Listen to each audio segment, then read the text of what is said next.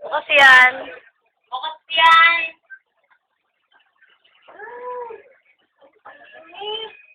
Ano ba yan si Kuya? Tulog na naman ang tulog. Hindi naman napisik kahit araw-araw. Oo, napisik na. Iingay nyo. Oo, mamaya na. Kasi na pala kayo. Hoy, ikaw. Oo, nagluto pa lang ako eh. Gutom na ba kayo? Madali lang ah. Luto na yung sinaing, ulam na lang. Oo, umupo na muna kayo. Ang ingay nyo. Alam niyo natutulog yung kuya nyo. O, yan to. Ay, naku, wala na yung talaga. Ayan. Iingay niya.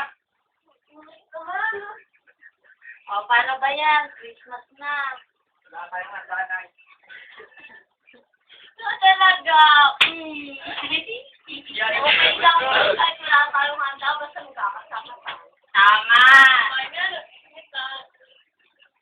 O, anong balak nyo ngayong Christmas?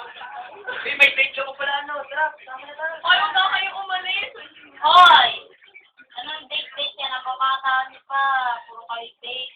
Wala na nga kayong handa. May pan-date pa kayo nalalaman. Eh, wag ka na, siyempre na naman yung kapiyan. Okay lang yan mga anak. Merry Christmas!